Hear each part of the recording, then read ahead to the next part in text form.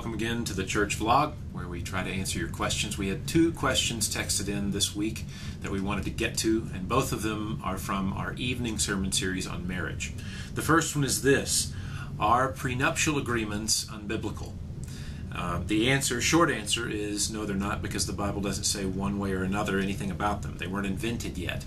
So we can't go to a specific verse that says they're okay, and we can't go to a specific verse that says they're not okay. So you have to use biblical principles and wisdom during those kinds of questions and answering those. So I want to set up the contrast between what marriage is supposed to be from the Scripture and what a prenuptial agreement is supposed to be.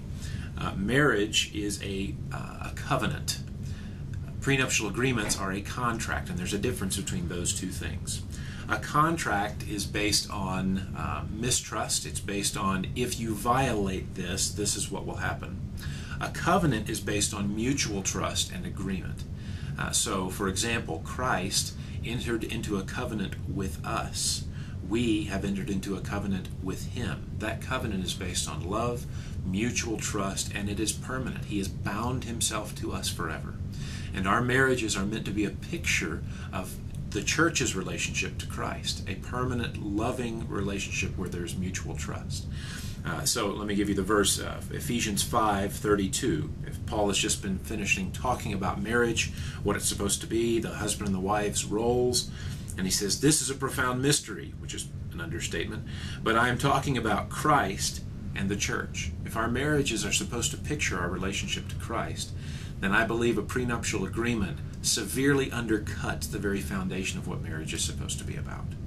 It's based on mistrust. It's saying, it's an agreement before the real agreement. It's saying, before we make this agreement, I want to make sure that I have provision for dividing up my assets and my property in the case of divorce.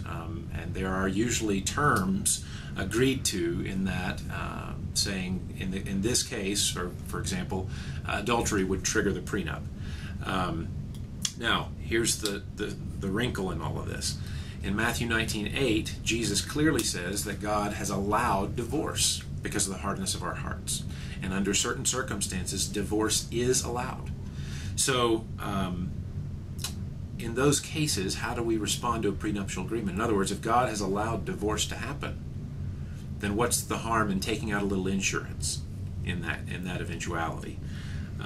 Well, a marriage, again, is a vow, a public, legal, lifelong, exclusive, binding, permanent vow.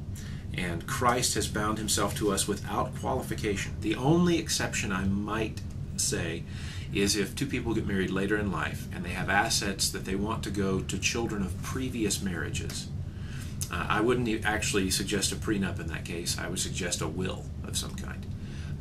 But you can work that out between yourselves. So you can't be black and white about this thing. You have to give grace. You have to give understanding.